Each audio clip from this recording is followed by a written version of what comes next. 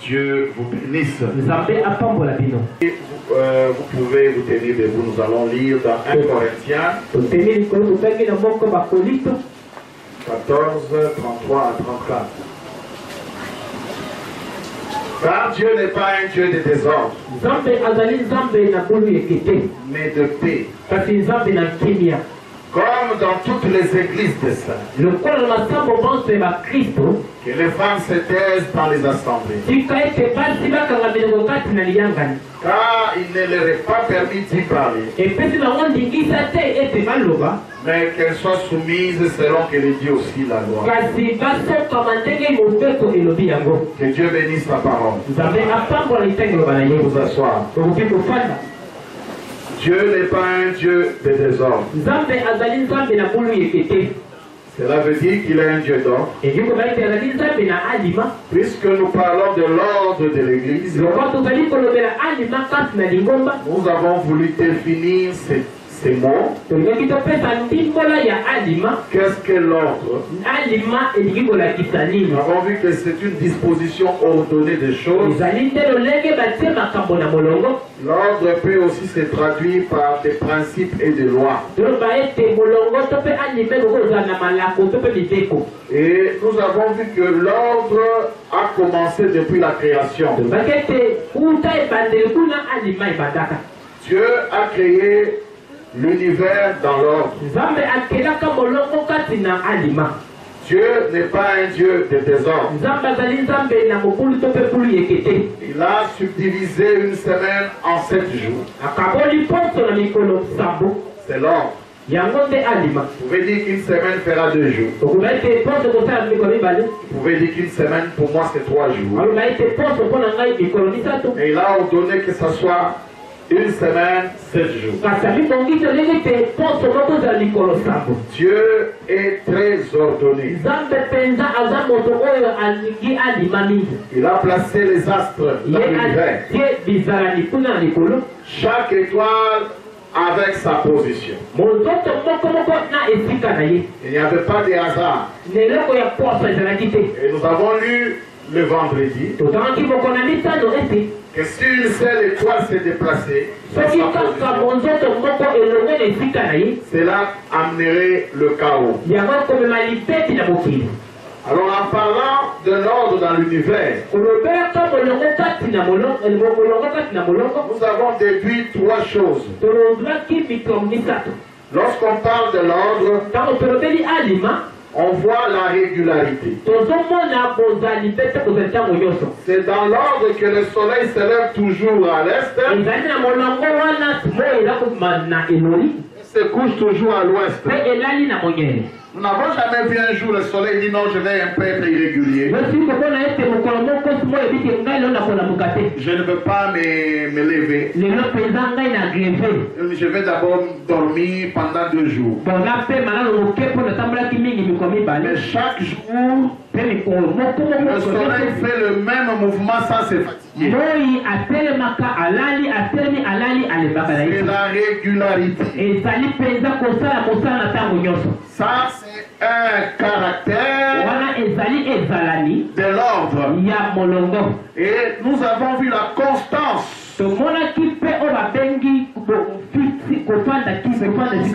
C'est-à-dire qu'il ne change pas n'importe comment. Quand il a une habitude, il tient cette habitude sans changer. Et nous avons vu que les astres sont ordonnés, organisés. Parce qu'en bref, l'ordre n'est que ce qu'on appelle l'organisation.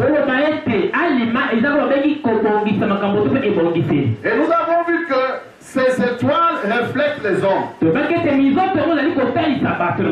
Chaque étoile reflète une certaine chose. Et si toi tu es reflété par une étoile, cela veut dire que chaque homme doit être régulier dans sa nature. L'irrégularité n'est pas de Dieu. Un homme qui est aujourd'hui chaud, demain il est froid. La parole dit que je vais le vomir. Mais il n'a pas dit que je vais vomir celui qui est constamment froid. Il n'a pas dit que je vais vomir celui qui est constamment chaud. Quand tu n'es ni chaud, ni froid, attends de si irrégulier. Quelqu'un qui à un certain moment peut être chaud, vous le voyez vraiment avec beaucoup de zèle pour venir à l'église. En tout cas, cette période, il marche comme un ange. Mais après un mois, il se fatigue. Il devient froid. Après 2 mois, le voilà encore remonté. Un fils de Dieu qui est l'étoile de Daniel ne peut pas avoir ce comportement. Et il est constant. Il n'y a pas de changement. Quelqu'un avec qui vous êtes là, une semaine après, on a commis une malade. Mais comment? Après un mois, vous allez le voir, on a commis musulman. Une étoile de Dieu ne peut pas avoir cette nature. C'est pourquoi c'est difficile de gagner un prédestiné. Et dès que vous le gagnez, vous ne pouvez pas le perdre. Parce qu'il sera régulier dans son comportement, dans ses gestes. On peut les situer. On peut dire, tel monsieur, si je veux le trouver à la maison, en tout cas les vendredis, je peux aller tel endroit, je vais le trouver.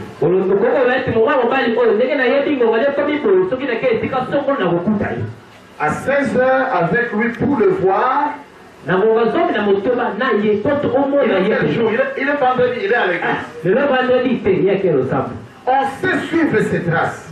Et c'est là où voilà pourquoi la science peut prédire les événements. Parce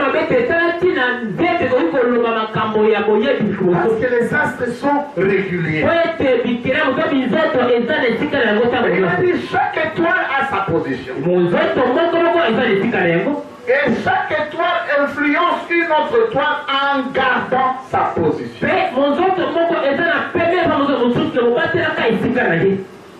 Ça, c'était l'ordre, parce qu'on a vu le premier point, c'était le champ ou l'étendue de l'ordre. L'étendue, son étendue. Où est-ce qu'on peut appliquer l'ordre? C'est là où nous sommes. Nous avons dit, premier point, dans l'univers, il y a l'ordre. Mais aujourd'hui, comme nous avons parlé des étoiles, nous prenons le deuxième point, l'ordre dans l'individu, l'homme. Comme on dit, un homme peut être ordonné, mon frère. Même si vous allez dans la vie professionnelle. Si au travail vous n'êtes pas ordonné, on vous chasse. Aujourd'hui vous venez au travail, demain vous êtes absent. Et on va vous chasser. Un homme doit être régulier au travail. Et constant dans ses attributions. Et il doit être organisé dans son bureau ou partout il est placé. Si on vient vous trouver avec des feuilles de chikwang sur la table, on vous chasse. Parce que la saleté, c'est seulement les désordres. Vous voyez? Alors l'individu, Dieu l'a créé ordonné. Il a voulu qu'il ait une âme. qu'il est l'esprit et qu'il est un corps. Tel que tu es là, tu es ordonné par Dieu. Et un homme désordonné est un homme instable. Nous lisons dans la reine des Séba. Paragraphe 70. Êtes-vous ici sans Christ ce soir? Allez-vous vous éloigner de ces postes ici dans la présence de Christ? Après qu'il vous a été offert et qu'il s'est manifesté vivant, connaissant les secrets de votre cœur, ne savez-vous pas que c'est lui qui vous parle maintenant? Beaucoup d'entre vous, membres d'église assis ici, vous les membres d'église qui confessez le christianisme et qui menez une vie désordonnée au sommet de la montagne, en bas dans la vallée, vous ne pouvez jamais être stable. Les gens qui mènent une vie désordonnée, il ne sait même pas ce qu'il doit faire. Il ne sait même pas ce qu'il doit croire. Il ne sait pas où il doit aller. Il est perdu. Nous avons vu ça, le Seigneur appelle ça une étoile filante ou un astre errant.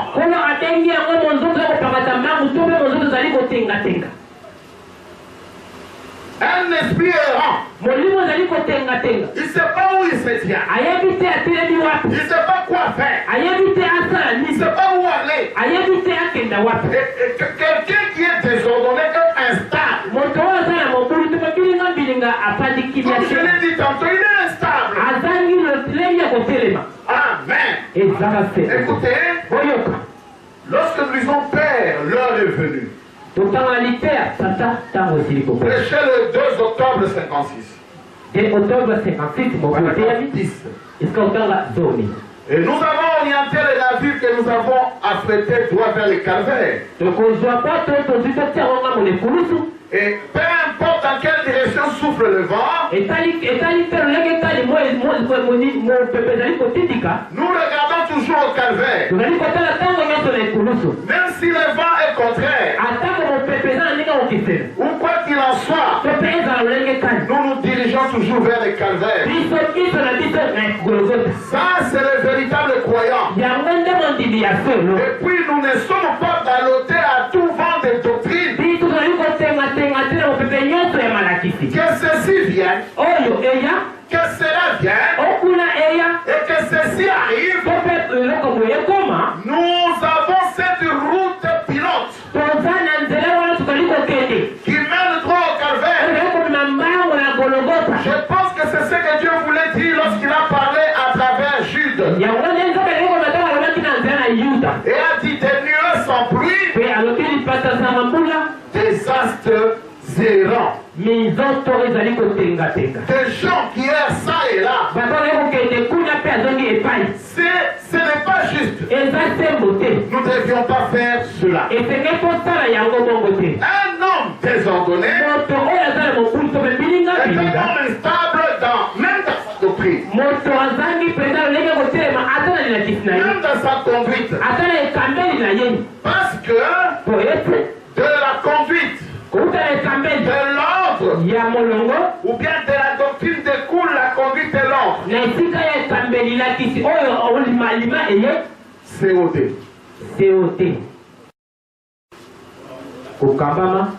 Doctrine et on s'est lié.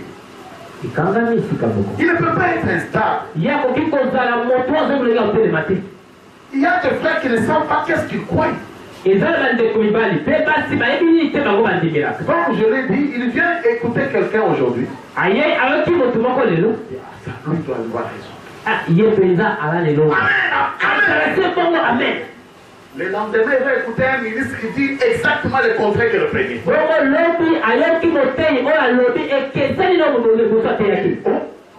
C'est lui qui a raison. Il rentre encore là où il était avant. Il écoute, il y a raison. Baloté, désordonné dans son comportement, même dans sa foi. Chaud aujourd'hui, froid demain. Et on ne sait même pas le localiser.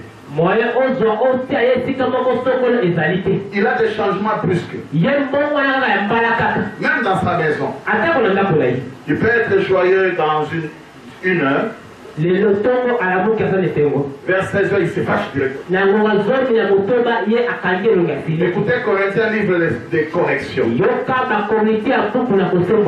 Paragraphe 83. Je vous l'ai dit. Il ne le fera jamais ici. Certainement pas. Il doit s'efforcer de prouver qu'il est un homme de Dieu. Ici,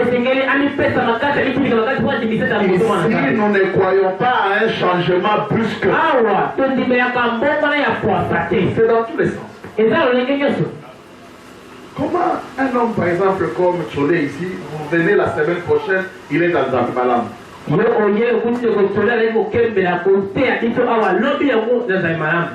Il vous dit non, j'étais en erreur.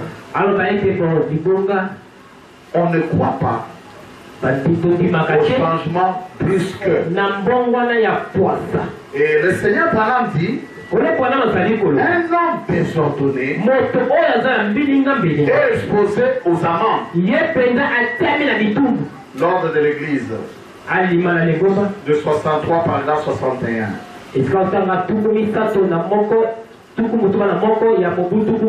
Alors de temps en temps. Maintenant je pense que le pasteur de temps en temps, ou bien jouer cette bande, qu'elle serve de témoin. Le diacre sont des policiers.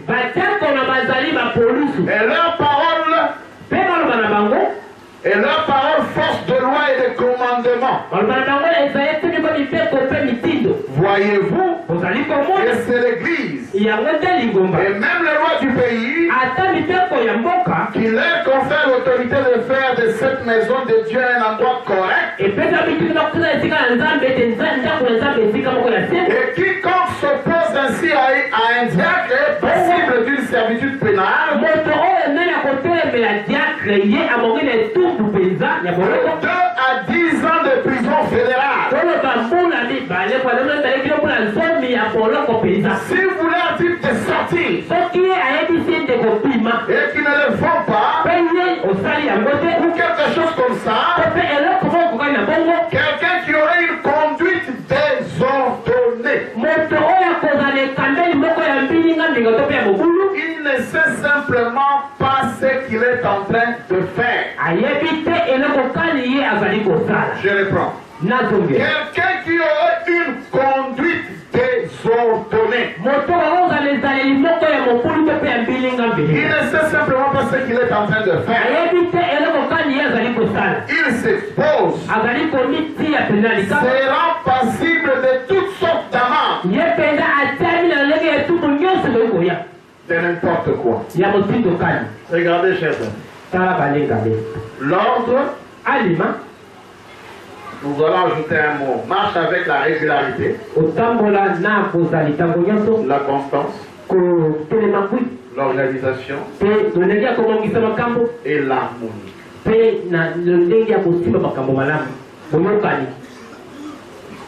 Lorsqu'un homme n'a pas ça, en tout il est nul. Il ne peut rien faire dans sa vie. L'ordre donc est l'harmonie qui doit exister entre la conduite d'une personne et, retenez, le norme ou le coutume.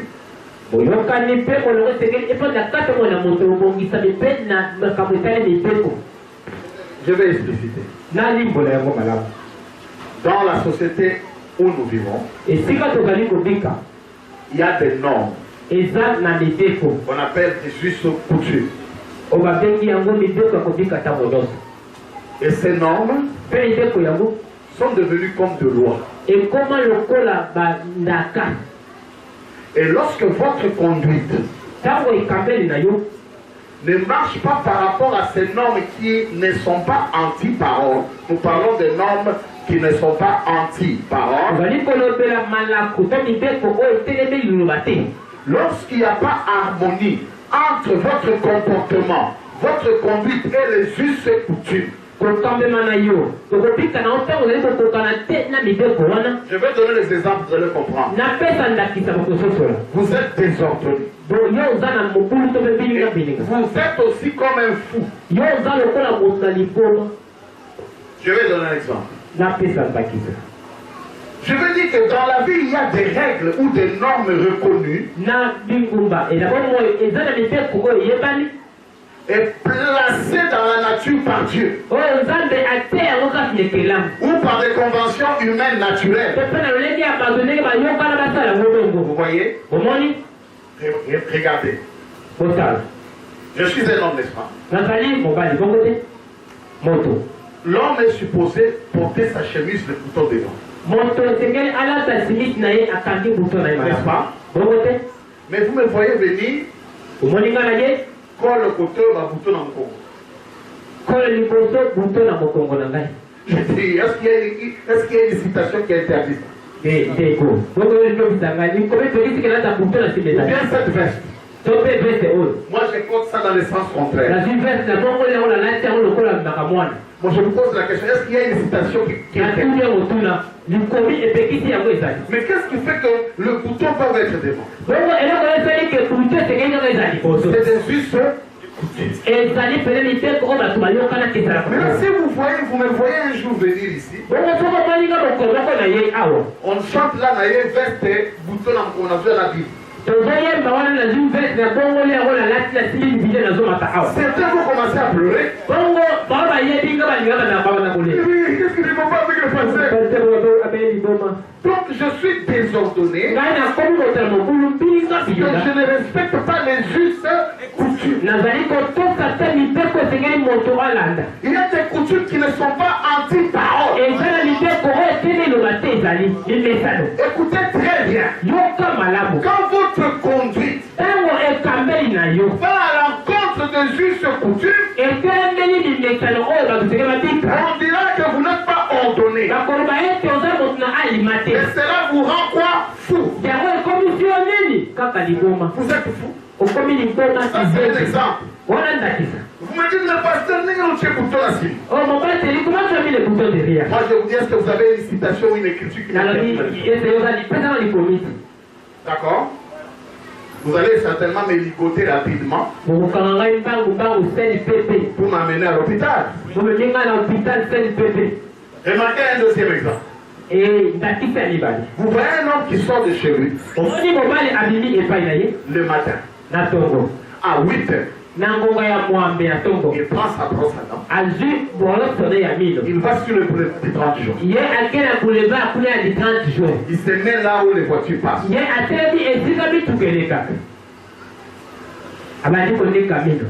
Est-ce qu'il y a une citation qui interdit ça? Chef, est-ce que ça interdit? Mais un tel homme est quoi? Il est désordonné parce qu'on lui dit non, mon frère. C'est vrai que tu dois brosser. Mais est-ce qu'il faut prendre un bus jusqu'ici au boulevard du 30 juin? Non, moi, j'ai brossé ici. On va les ligoter. Et on va les jeter quelque part pour les soigner. Ces exemples vous semblent, c'est clair, n'est-ce pas? Maintenant, on vous appelle au Parlement. On dit bon, la session va commencer. Mais on doit appeler quelqu'un pour venir prier pour nous. Et toi, un adorateur, on t'appelle bien. Normalement, les us et coutumes connaissent que le nom de Dieu c'est.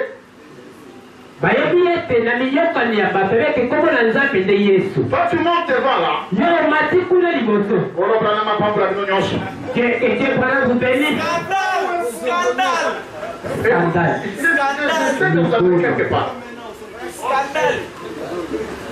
Il y a ces gens sont dans des coutumes.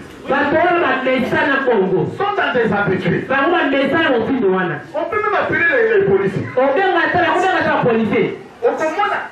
Si quelqu'un prie au nom de Kimbangu, mais toi viens seulement. Je crois que le président va déjà dire prenez le micro. Et écoutez-moi. Pour les parlementaires. Tu peux dire tout ce que tu veux, mais tu es fou.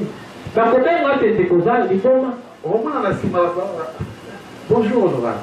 Honorable, il y a le coup de bon. Avec succès. Alors, tu as le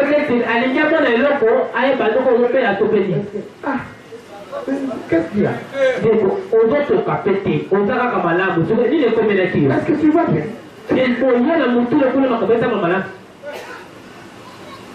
Toute action qui va en dehors de juste coutume. Pour vous qui étudiez les jeunes gens, on nous a appris quand vous êtes au devant d'un adulte, ne tendez pas la main. Est-ce qu'il y a une citation? Mais si vous voyez un enfant qui vient, bonjour,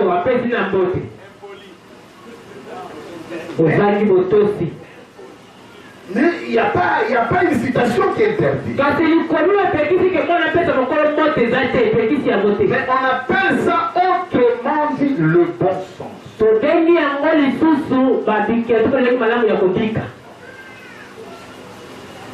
L'ordre peut équivaloir au bon sens.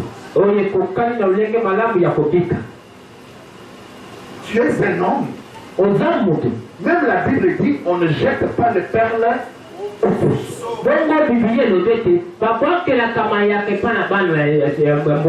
Je sais que tu veux radical. Ça n'est pas mal, il n'y a pas une écriture qui te permet de faire. Vous voyez? C'est dans ces derniers cas qu'on appelle le fou de Christ. Est-ce que vous êtes avec moi? Pourquoi on nous appelle fou de Branham? Parce que nous sommes sortis des us et coutumes. Tout le monde prie au nom de Jésus. Tout le monde adore au nom de Jésus. Mais on nous voit nous ici. Quand il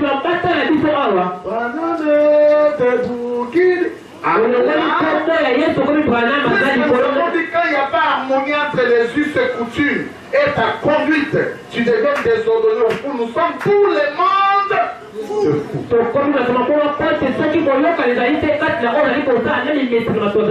Ces gens nous prennent pour des fous. Quand vous passez, même si on vous dit voilà, ça vous savez.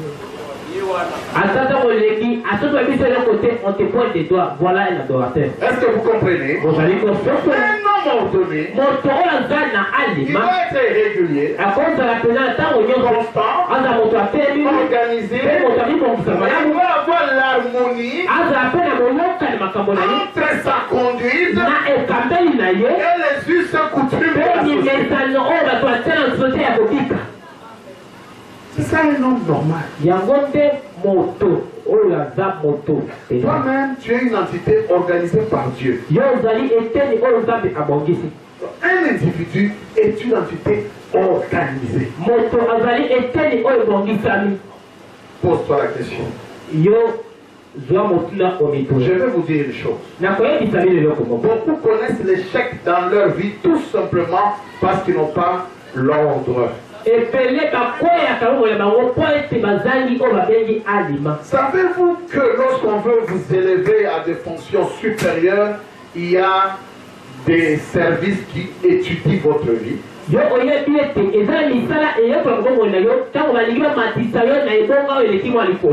de vous nommer même ministre, pendant même 2 semaines, il y aura des gens qui vont se renseigner sur vous.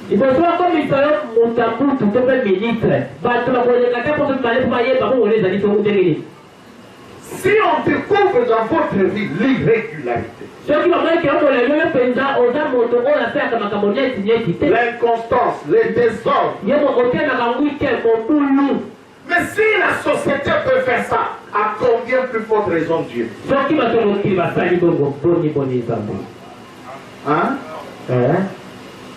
Dis-moi la classe désordonnée. Un élève désordre. Pourquoi? Comme ça qui est église. Vous comprenez? La partie c'est Branham, alors reste le travail.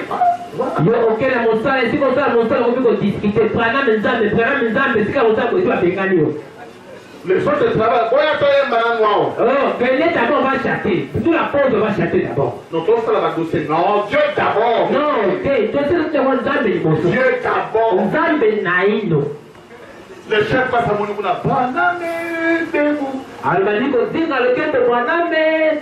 tu dis, on va persécuter, on va persécuter. Beaucoup ne sont pas persécutés. Ils sont tout simplement désordonnés. Regarde notre Seigneur Elohim. Avec toute la plénitude qu'il avait, il marchait selon les us et coutumes. Vous allez remarquer quelqu'un qui vous dit que Jésus n'était pas né en décembre.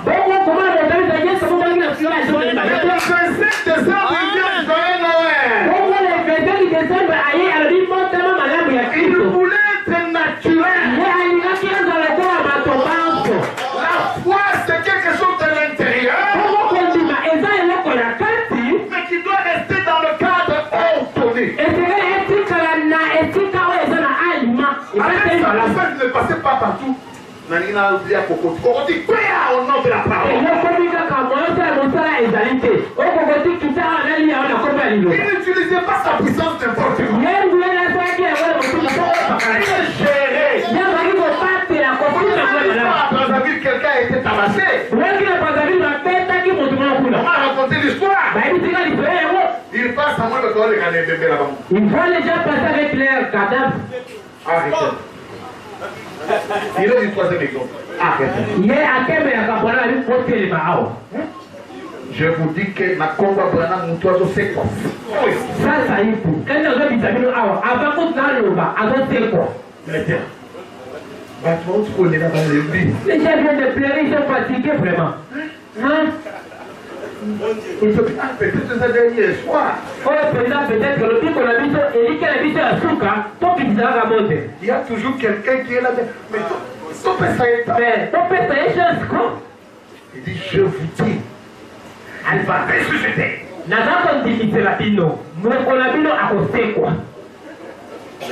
pauvre famille pouvait faire descendre le cadavre. On le laisse là.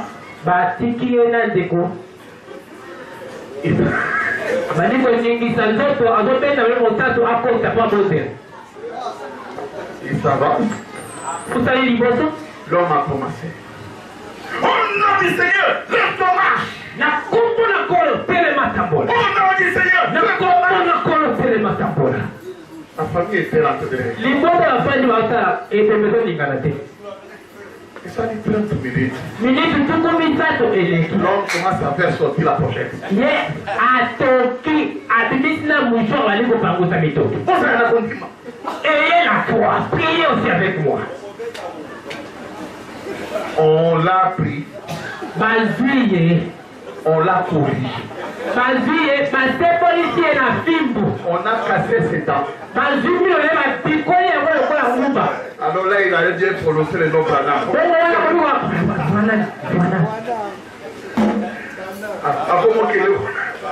Cogné confusement. Qu'est-ce qui se passe? Alors, il va dire que la bête n'a pas la combat Branham. Alors, à combien est-ce que moi frappé pour Branham? Regarde, la bête n'a pas la combat Branham. Moi, on m'a frappé. Il fait tout simplement tes ordres. Je veux dire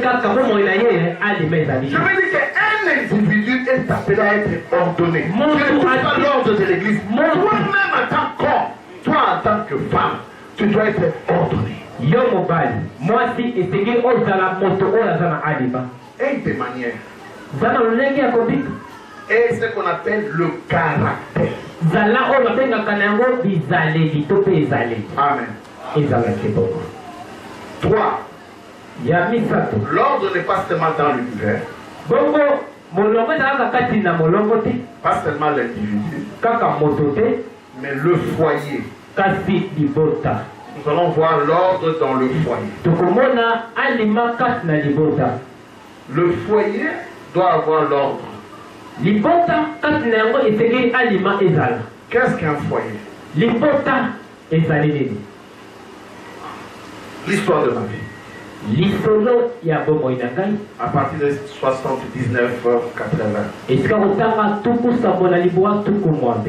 Et nous n'avions pas beaucoup de biens de ce monde.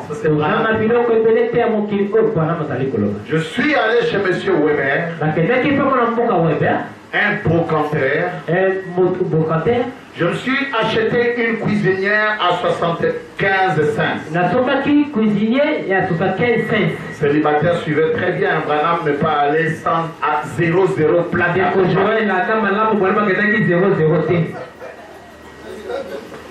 Interphone, je n'ai pas dit chose là.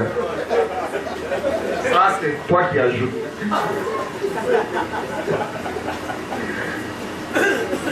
Je me suis acheté une cuisinière à 75 cents. Et ça m'a coûté $1.25 pour y mettre de nouvelles grilles. J'ai arrangé cela. Et nous avons commencé notre vie de ménage. Eh bien, nous étions heureux. Nous n'avions pas grand-chose de bien de ce monde. Mais nous possédions assurément l'un et l'autre. Et l'amour de Dieu était dans notre cœur. C'est tout ce dont nous nous soucions. Et je vous assure, c'est ce qui est réellement important à ce moment-là. Oui, oui. J'ai regardé tout autour. J'entends quelqu'un dire, n'est-ce pas là un beau foyer? Je dis, je ne sais pas. Le foyer, ce n'est pas la maison. C'est l'ordre qui règne dans la maison qui fait le foyer.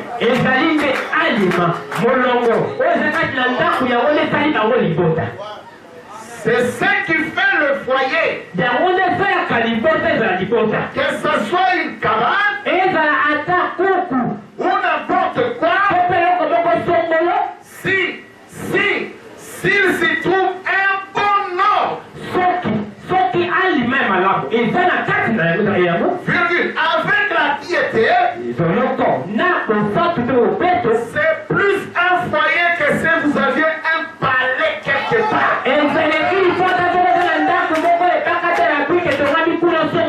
Je préférerais vivre dans une cabane et être heureux plutôt que de vivre dans un palais et être malheureux.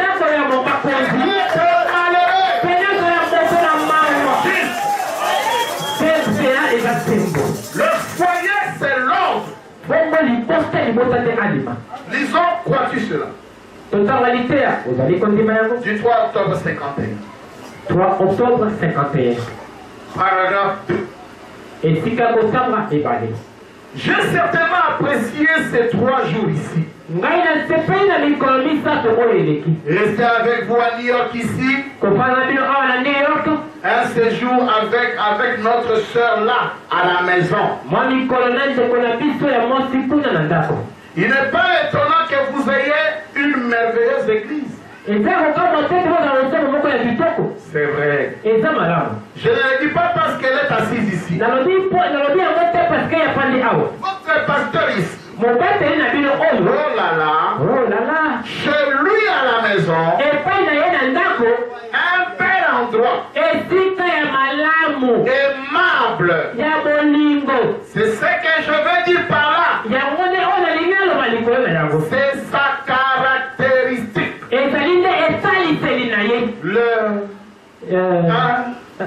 Un foyer, ce n'est pas la maison où l'on habite. C'est l'autre qui règne dans la maison. C'est ce qui fait un foyer. On peut ajouter une écriture. La foi est une ferme assurance. Paragraphe 8. Je lis le 2e paragraphe. J'aimerais donc être là ce soir. Vous ne savez combien j'aimerais. Beaucoup parmi vous savent ce que c'est d'être loin de la maison.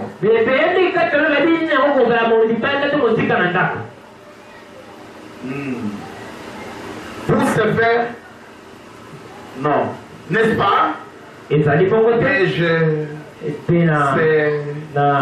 dis que c'est juste une petite cabane. Mais on n'a pas besoin d'une grande maison pour se faire un foyer.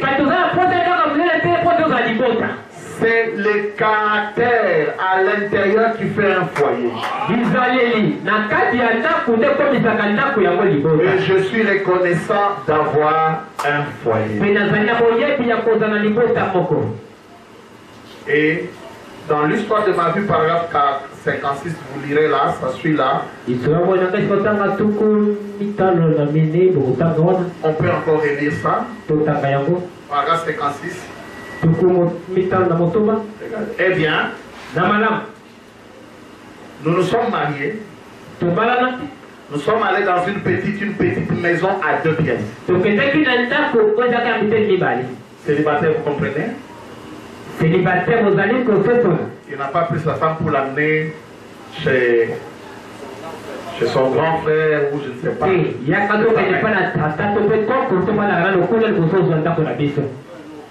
2 pièces, une maison à 2 pièces. Que nous louions. Je n'oublierai jamais comment nous avons fait ménage. Beaucoup parmi vous se rappellent la crise, n'est-ce pas? Oh là là. Environ $2. C'était le prix du réchaud. Je suis allé au magasin Sears et Robux et je me suis procuré un service pour petit déjeuner. Non pain. Non pain. Et je l'ai peint. Et j'ai dessiné un gros trèfle sur tout cela. Elle était allemande et moi irlandais, vous savez. Alors je disais, nous allons le faire. Peint de célan en rouge avec des gros trèfles verts dessus. Nous donc, nous étions très heureux. Nous n'avions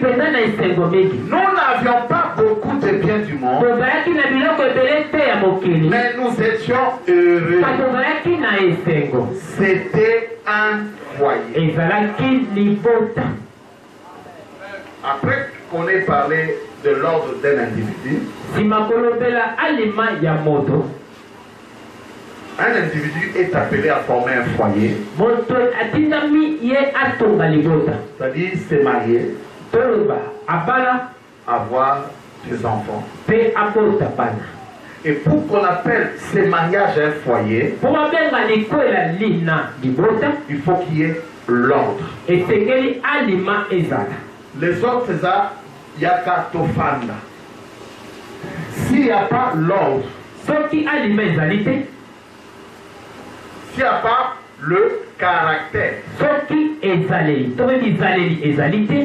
vous n'avez jamais connu un foyer.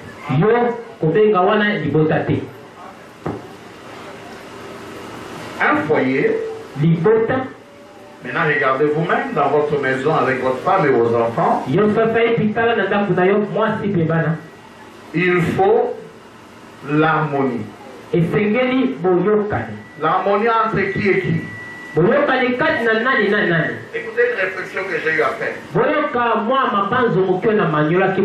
Les réussites et les échecs que nous rencontrons dans la société sont souvent les conséquences de la vie ou de l'atmosphère du foyer. Vous avez retenu ça? La réussite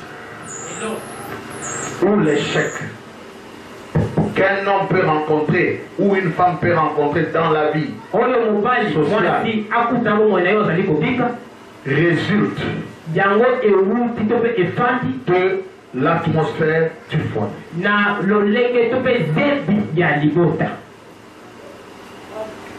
Un foyer, c'est une cellule de base d'une nation. Alors, le foyer doit être en ordre. Cet ordre, nous n'allons pas aller loin, nous prenons Paul. Dans 1 Corinthiens 3.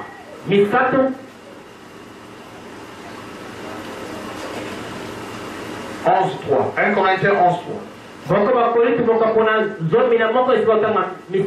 Je veux cependant que vous sachiez que Christ est le chef de tout homme, que l'homme est le chef de la femme, et que Dieu est le chef de Christ. L'ordre, c'est une disposition de choses comme nous l'avons dit. Dans un foyer, on doit savoir et se mettre d'accord une fois pour toutes qui est le chef.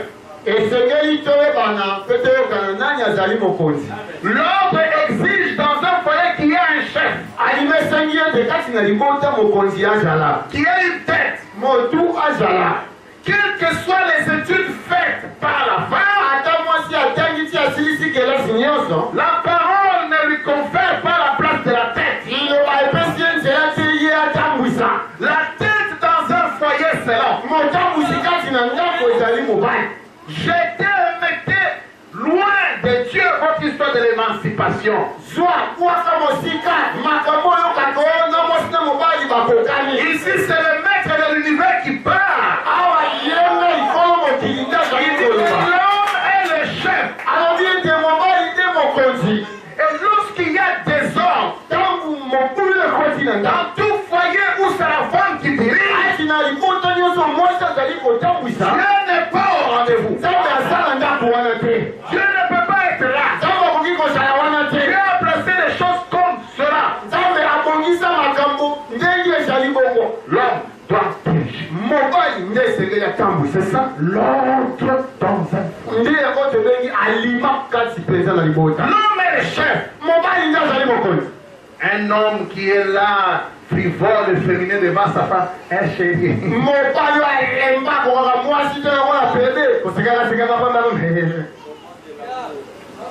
Un homme qu'on tire du bout du nez.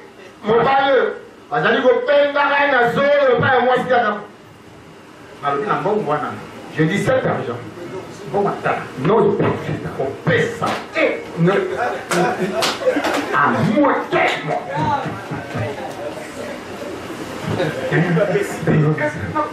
je ne te donne pas tes promesses. mon amour. Chérie, je te promets. Femme, tu es content. Yo, moi, je dois se faire la bombe. Et tu vas raconter que Ness, mon père, ok, maman, mon mari ne se joue pas de moi. C'est vous, vos maris, qui se moquent de vous. Moi, devant moi, c'est un miouet. Mais c'est une malédiction. Et c'est là qu'il m'a répondu. Malédiction. Il n'y a pas un ordre. Dieu exige l'ordre dans le foyer. L'ordre, les champs d'étendue, l'univers, l'individu, le foyer.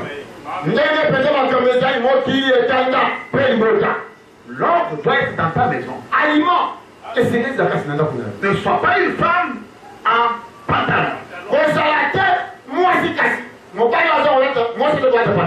Tu dois être chef. Pas parce que tu le veux. Parce que la parole est légitime. Quand on dit chef, ce n'est pas dictateur.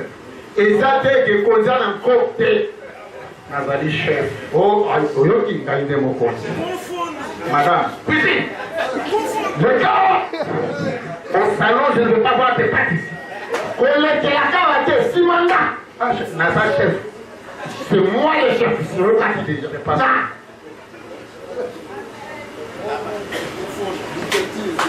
Une vraie sœur célibataire doit chercher un homme qui peut les diriger.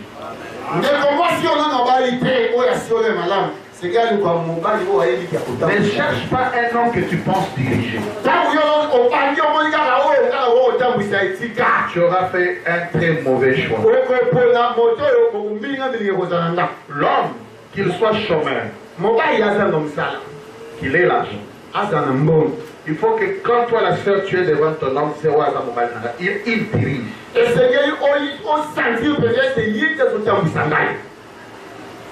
Lisons Ephésiens 5, 22 à 26.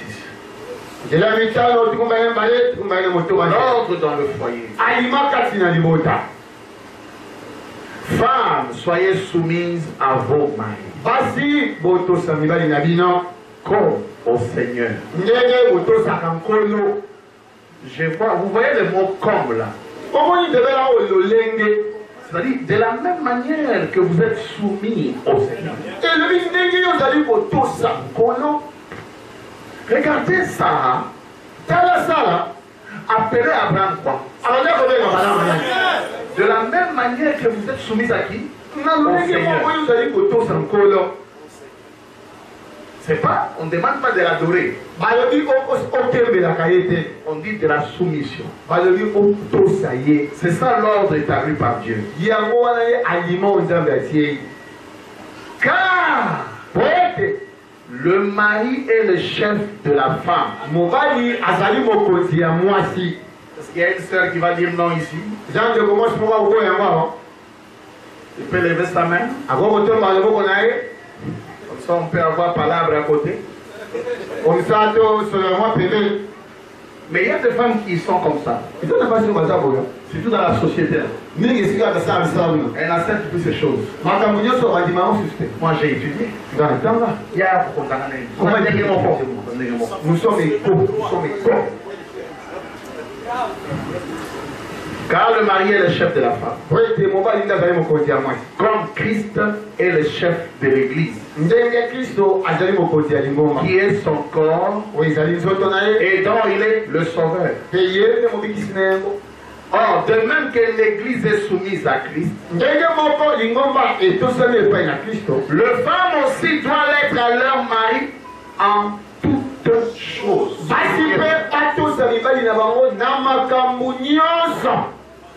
Une seule. Pose-toi la question. Suis-je soumise à mon mari en toutes choses? Vous pouvez faire un débat. Vous pouvez échanger. Mais selon la parole, selon la volonté d'Élohim, le dernier mot revient à nous. peut avoir dialogue. Moi je vais ça, non, moi je vais ça. Toi tu fais ça pourquoi? Quand j'ai réfléchi ça, toi chérie, ma femme, toi tu trouves comment? Moi je ne veux pas ça, moi je vais ça. Bon, moi l'homme, j'ai dit bon, faisons ça. Bon, c'est fini. Et si le débat est clos. C'est ça la soumission à toute chose. Il est l'absolu du foyer. Il dit le dernier mot. Dans le foyer, c'est la dernière référence finale. Je vais vous dire une chose. Votre mari peut vous dire que Banda le lot n'a limité aucun na wembe tabernacle. Je ne crois pas la doctrine qui dit Dimane Nzambe. Non.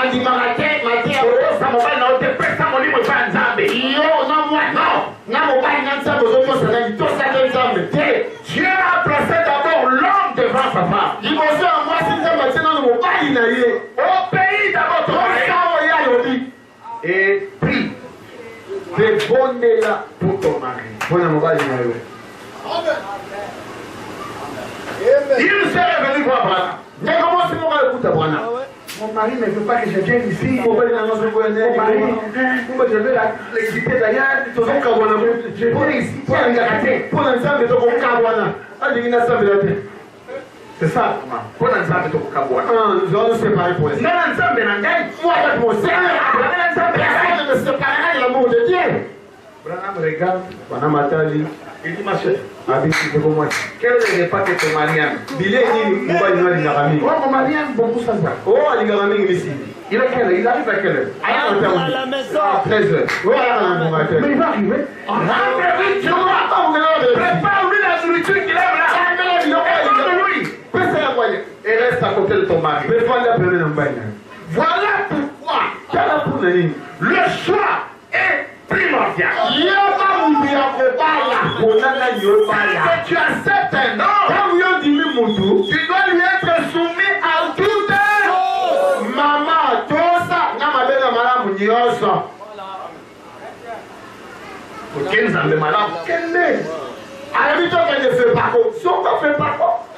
même ceux qui l'ont voté, parce qu'il ne va pas entrer dans le cœur. Mais ils n'ont pas obéissance. William Branham sort mon mari. William Branham.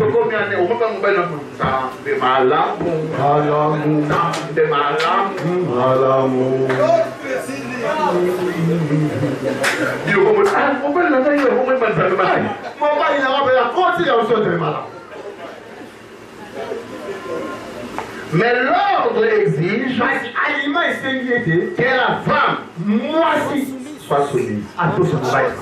Pas d'échange de paroles avec ton mari. Nous parlons de l'ordre. C'est ça notre sujet. Nous allons arriver à l'église. Mais déjà, vous voyez, dans ton foyer, on va aller à l'objet. Ne marie pas. Surtout si tu as la chance ou la malchance d'épouser un docteur en philosophie, je ne sais pas quoi là. Moi, Yosa en français, et Yasa au Nadi. Yosa diplôme, il y a l'équilibre dans votre français. Mais les circonstances, la circonstance, yo peux français, mon cousin, yo peux le matin. Et ceux qui français, comme mon cousin, c'est à l'école. Le roi, on m'a dit, il est là, il est français, on le coco, il est pour tout, maman. Et moi, il est pas tout pour français. Oh, Branham dit un homme qui tape sa femme n'est même pas cité dans ses frères. Parce que voilà, ma vie, mon père, il a fait à moi si naïf, on va venir beaucoup de frères. Et on va la qui a certains gars qui a sali linguistique, à sali français. Tu l'acceptes ça comme ça. Le quoi la terre à sali. Quand il va commencer à faire sauter le vocabulaire, quand on parle en français, quand on dit qui a mon nom. C'est comme ça. Quand on dit. Mais Dieu exige, parce que nous avons la soumission. Si tu es une fille de Dieu, tu sais que moi avec mon mari, nous nous aimons, c'est lui la tête, c'est lui le chef. Et comme tu es soumis, toute action que tu dois faire, tu parles à ton mari. C'est ça l'ordre dans le foyer. C'est là où il y aura la bénédiction. Ta famille, c'est ton mari. C'est pour mon foyer. Oh, ça c'est dit pas mon mari. Maman, il faut savoir comment épargner. Les mariages, ce sont des conseils du diable. Le foyer, ton ami le plus proche, c'est ton mari. Ton complice le plus proche, c'est ton mari. Et quand on t'amène la philosophie,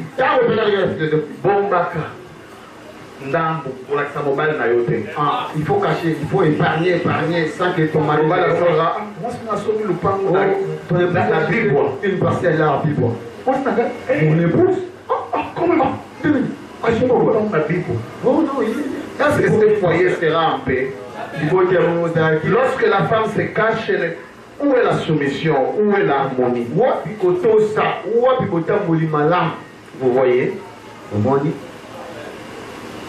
Or, nos foyers sont des endroits où nos enfants doivent être bénis et éduqués. Et Dieu exige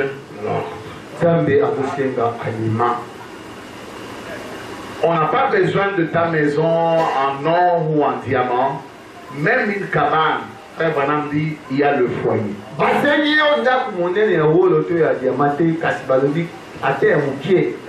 Mais on ne s'arrête pas là. Regardez en bas. Marie, aimez vos femmes. Comme Christ a aimé son église. Le diable a bloqué mon ordinateur. Comme Christ a aimé son église. Aimé. Et on dit, et il s'est livré, on lira à partir de là, et s'est livré lui-même pour elle.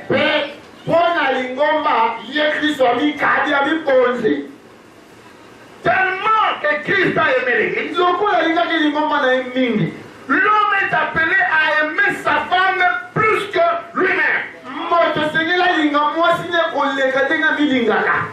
L'homme doit apprendre à se livrer pour sa femme comme Christ s'est livré pour l'église. Un homme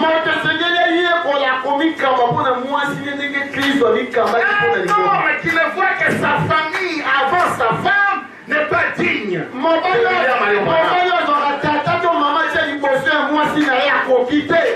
C'est ta femme d'abord. Parce que ton père ne partagera pas la même chair et le même eau que toi.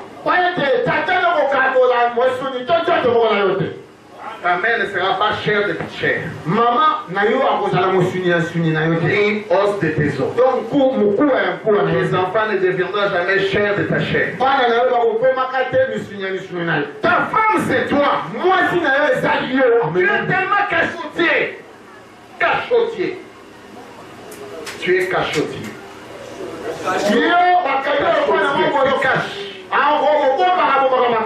Un cachotier, c'est celui qui cache. Moi, si donc, yo le chef, donc c'est fini. Moi, si même ma pensée, même ma projet, donc accueillir ma tête. Comme c'est toi le chef, tu gardes tout à ton épouse, tu ne dis rien seul. Alors, on a soumis même le côté à. Ton mari a de ville là. Excusez-moi, ça s'est arrêté. J'allume rapidement ici. Et puis, pour la combat.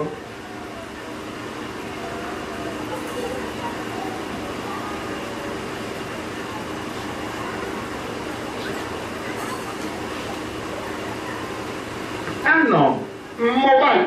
Vous voyez l'équilibre. La femme doit être totalement soumise. Moi, c'est là tous ce mobile. C'est l'équilibre. qui doit exister dans un foyer ordonné. Pendant que la femme est soumise, l'homme en retour doit plus aimer sa femme. Et ça crée l'équilibre. Si la soumission est là sans l'accompagnement de l'amour, ça va briser ces foyers.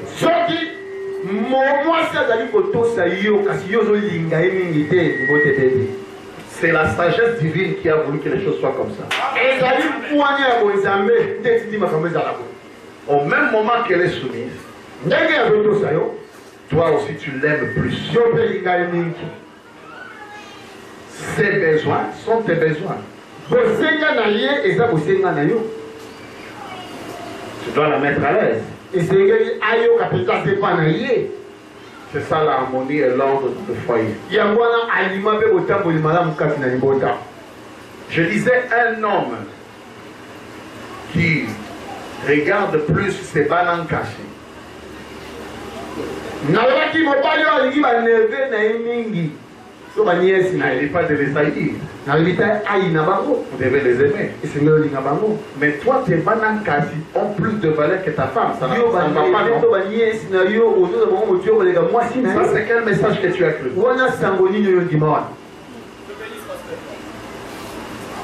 Ta femme, c'est ton associé. Et si elle est ton associé, elle a droit de savoir qu'est-ce que tu fais. Tout en sachant qu'elle est soumise, mais elle doit quand même savoir qu'est-ce que tu fais. C'est ça l'ordre dans le foyer. Si nous comprenons ça, lorsque nous allons arriver dans l'ordre dans l'église, vous allez comprendre.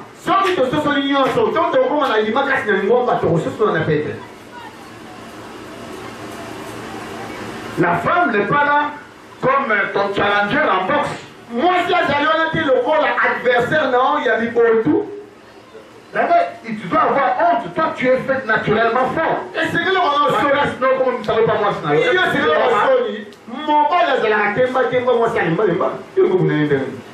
un homme qui tape sa femme, vraiment, c'est le Seigneur va aller contre ça. Amen.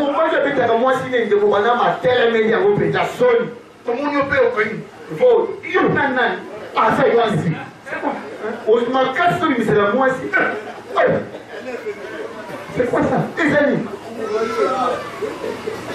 Non, non. L'homme doit aimer sa femme. Comme Christ a aimé son église. Et c'est même donné. Est-ce que vous êtes avec moi? Mes femmes, soyez soumises. Donc, cette réciprocité-là, c'est ça l'ordre du foyer. Et c'est ce qui fait le foyer. Et il n'y a pas de bon sans dialogue.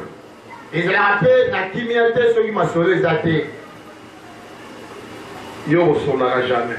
Vous ne causez jamais avec votre épouse. Vous rêvez, vous vous regardez. Oh. Bonsoir. Vous êtes jamais la nuit, qu'est-ce qui s'est passé? Même bonjour. Attends, le mari, la femme. Moi.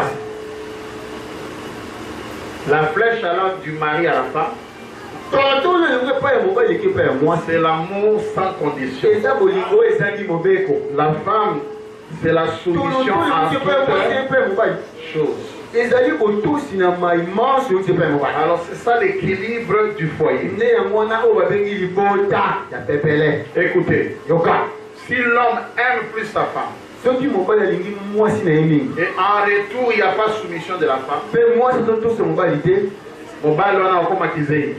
le mari deviendra comme un idiot. Excusez-moi. Excusez-moi le terme. Si l'homme aime plus sa femme comme la parole dit, il n'y a pas la flèche de la soumission. Il y a des équilibres. Parce que la femme va profiter de cet amour.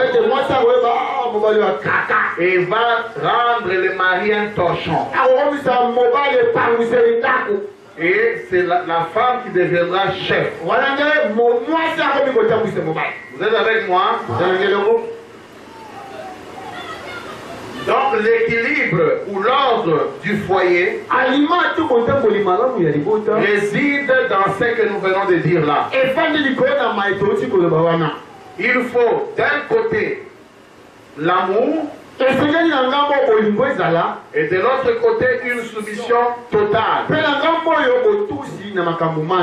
Sans quoi ce foyer est voué à l'échec. Et les enfants sont exposés. Quand il y a déséquilibre dans un foyer, les enfants sont exposés. Femmes, soyez soumis. Hommes, aimés. Femmes, soyez soumises comme vous êtes soumises au Seigneur. Hommes, aimés comme le Seigneur a aimé jusqu'à se sacrifier. Vous avez un tel foyer, vous avez vraiment la paix. Vous avez l'exemple d'un foyer. Un homme qui aime réellement sa femme peut lui faire des surprises. Ma femme n'est pas là. Ah, elle est là. Je change de sujet. Bon. Mais je ferai toujours des surprises.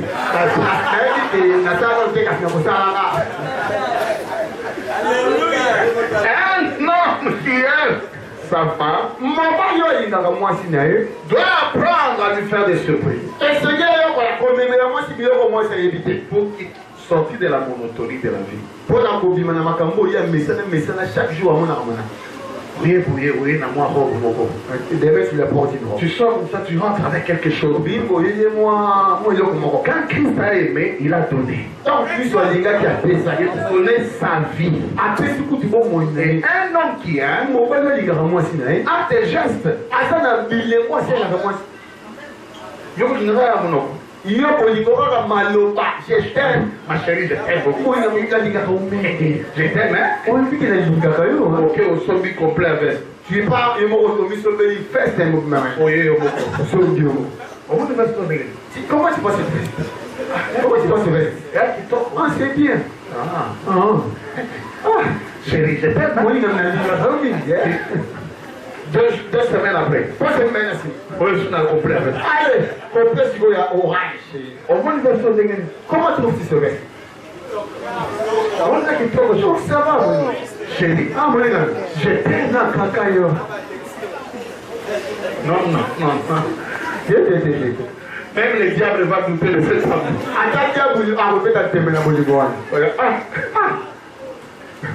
Non. Christ a aimé et il s'est donné. L'ordre du foyer, c'est ça que Paul a décrit. La femme doit être soumise en toutes choses. Mais de l'autre côté, l'homme, tu dois aimer.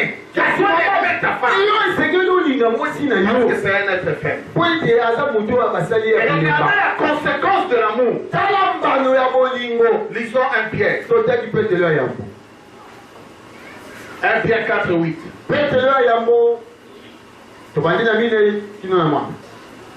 Avant tout, ayez les uns pour les autres une ardente charité. Car la charité couvre une multitude de péchés. Un homme ne peut pas exposer le faute de sa femme. Parce que quand ton petit frère prendra cette faute pour insulter ta femme, tu seras le premier à te fâcher contre ton petit.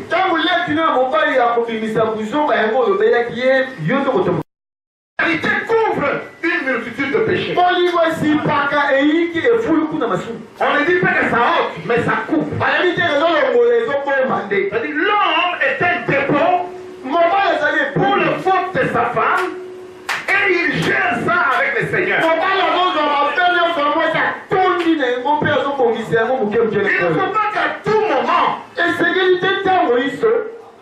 vas être dans ta famille. Ok, papa. Moi, je suis là-bas, il y a l'épouse que j'ai mariée. Tout passé. La tête, la tête. Ah, il est. L'autre, on a payé 10 000 francs. Je lui ai 10 000 francs. Ça, c'est ma voiture, il a 0 francs. Ah, c'est une l'homme à qui tu dis ça, il y a Azam Yibi. Mon temps de salut, moi, sinon, Azam Yibi. Tu as vendu ta femme. Au que moi, sinon. L'amour couvre. Les défauts de ta femme, c'est toi qui dois les connaître. Et dans la prière, tu dois te battre pour tous les changer. Et le Seigneur Branham répondra, il agira. On a toujours tendance à regarder les autres. Regarde ta femme de mon ami là. Hein? Pourquoi tu n'es pas comme cette femme? Qui t'a dit qu'elle est ce qu'elle te présente là? Elle est ce qu'elle est là. Parce que son mari la couvre. C'est tout. Ici, toi, yo, moi te dispute, moi c'est le papa du quartier. Allez, papa c'est ton ami intime. Papa, il n'y a pas un ami intime plus que ta femme. Voilà l'ordre. Donc il y a des lois et des principes dans un foyer. Et si vous respectez ça, vous savez qu'est-ce que vous avez le succès. La réussite. Le progrès. Parce que dans votre foyer, Dieu est là. Dans votre foyer, les anges viennent. Parce qu'il y a l'harmonie. Il y a la paix. Mais de ces couples ne trompent pas les enfants. Dieu n'a pas oublié. La parole, toujours avec Paul. Disons Paul. Ephésiens 6, 1 à 4. Ça, c'est l'ordre de la foyer. Enfants, obéissez à vos parents selon les seigneurs, car cela est juste. Enfants, obéissez. Dire que je ne vois pas beaucoup d'enfants ici. Mais je vois des chaises vides. Obéissez à vos parents.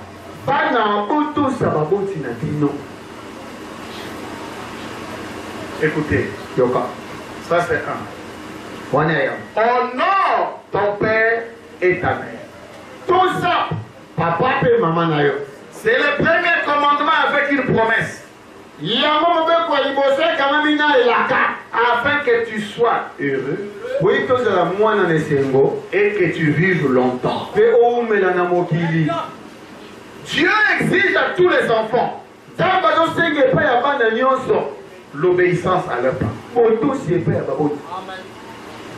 À part l'obéissance, honorer son parent.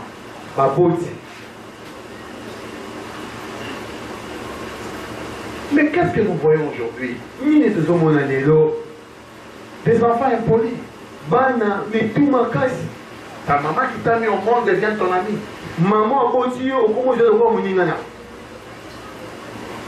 La maman qui te dit fais ça, toi tu boudes.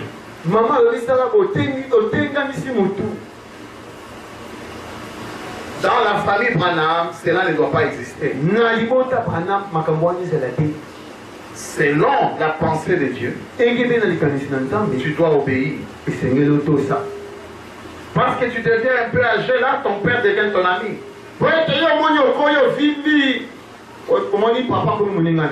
Ton père peut te dire une chose, tu n'écoutes pas. Ah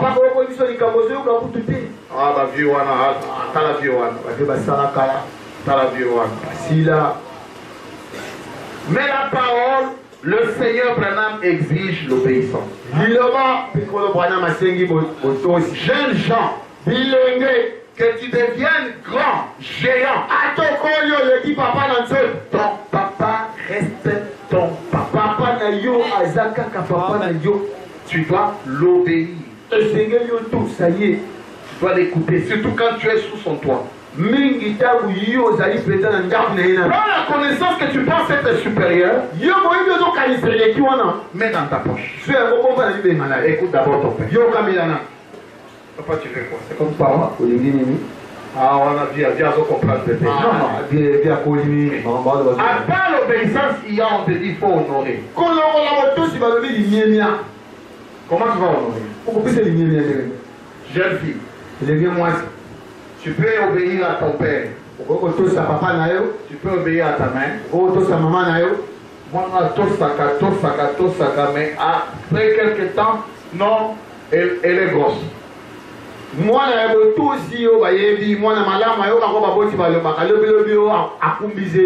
vois, elle obéissait. Mais elle n'a pas su honorer. Est-ce que vous êtes avec moi? Honorer signifie donner la fierté. Exact. Par ton comportement. Toi, jeune fille, quand tu te laisses jouer avec des garçons de l'école, quand tu t'habilles n'importe comment, dites-moi, est-ce que cela honore ton père? Est-ce que cela honore ta mère? Ton comportement dans le quartier.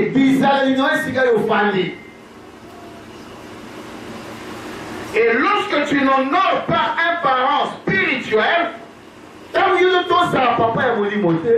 une vraie fille de Dieu, écoutez, tu ne vivras pas longtemps.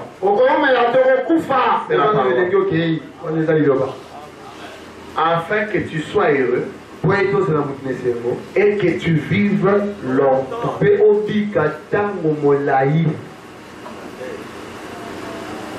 Donc il y a le bonheur là-dedans et il y a la vie. Une fille de Branham doit être respectueuse. Et vous faites ce que le papa dit d'abord. Et quand vous venez à l'église, le diacre parle, tu écoutes. Parce que tu es une fille de Dieu.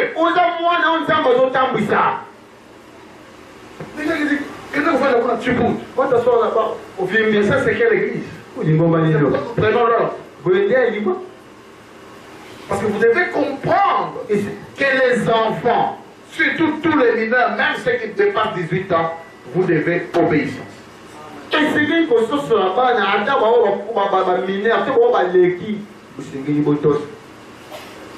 Maintenant écoutez,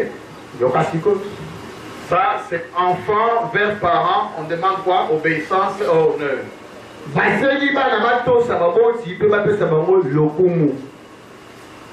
Je crois que vous voyez le diagramme. Mari, femme, flèche vers la femme, c'est quoi? L'amour. De la femme au mari, c'est quoi? La soumission. Maintenant, deux enfants aux parents, c'est quoi? Obéissance et honneur. Maintenant, de parents aux enfants, ça existe. C'est ça en bas là. Et vous payez, n'irritez pas vos enfants. Comment on peut irriter là? Comment un parent peut irriter là? Posez la question, réfléchissez aussi. On demande aux parents de ne pas irriter leurs enfants.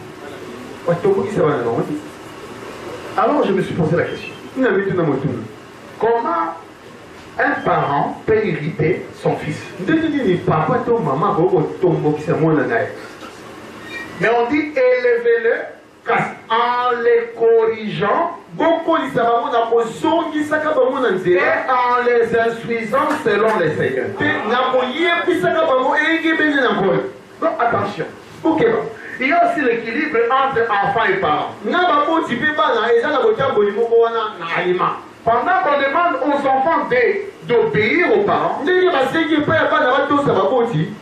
la même parole demande aux parents de ne pas irriter les enfants. Je me suis exercé à la réflexion. Un parent qui vient tout le temps ivre à la maison. Cela va réjouir les enfants. Un parent qui vient tout le temps taper la maman devant les enfants. Insulter la femme devant qui? Les enfants. Cela va écouter, ça va irriter les enfants. Dans ma famille, nous avons un cousin. Ce cousin ne faisait que, disons, son papa ne faisait que boxer sa maman. L'enfant a été au village. Il a grandi. Mais l'enfant a développé une haine contre son père sans que les gens le sachent. Parce que quand tu menaces, tu maltraites la maman, mais les enfants regardent. Cela les irrite. Obéissez toujours. Tout ça. En partie, on obéit ta maman.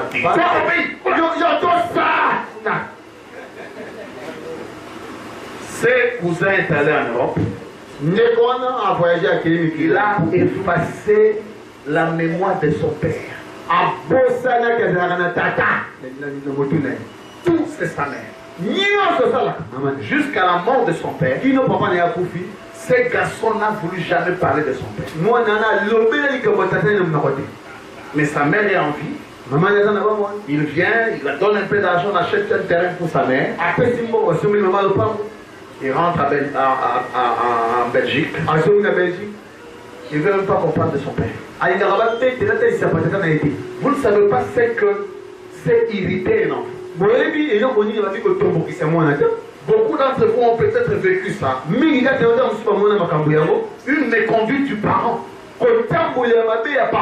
qui touche l'enfant, qui place l'enfant, et toi tu n'as même pas le courage et la manière de parler à l'enfant. Et l'enfant reste avec une blessure qui durera toute sa vie. Oh, moi, Naïna, papa. Oh, un enfant qui déteste son papa. Oh, tout vient du papa. Parce que papa. Voilà pourquoi on dit Père, papa, n'irritez pas vos enfants. Ce sont vos enfants. Mais ils ont des sentiments. Ils ont des cœurs. Ils savent voir lorsqu'il y a injustice. Surtout, ne maltraitez pas leur maman. Ça, c'est un conseil personnel. Ne maltraitez pas leur maman. Si vous le faites, c'est la chose qui irrite plus les autres. Ayez une raison. Lorsque vous reprenez la maman, que ce soit une raison juste, l'enfant saura. Toi,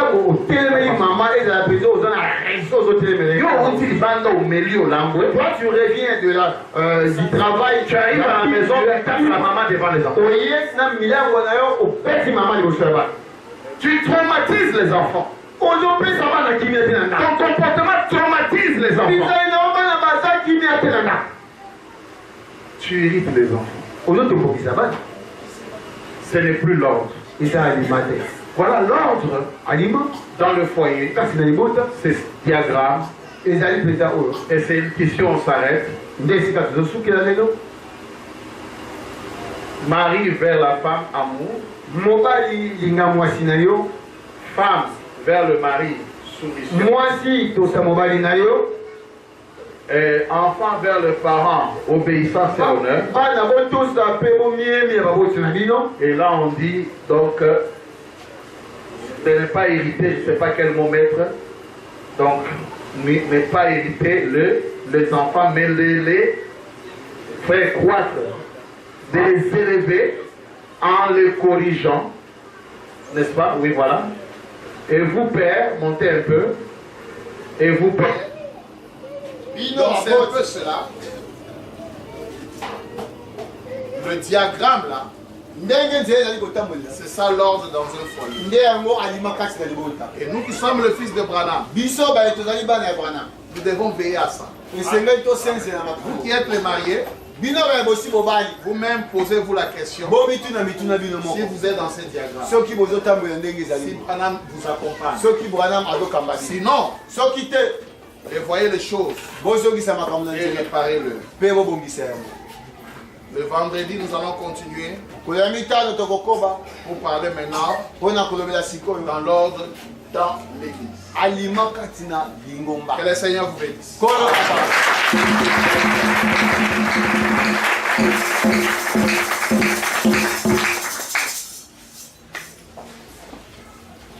Une grande portion du ciel est donnée à Branham. Oh, une grande portion du ciel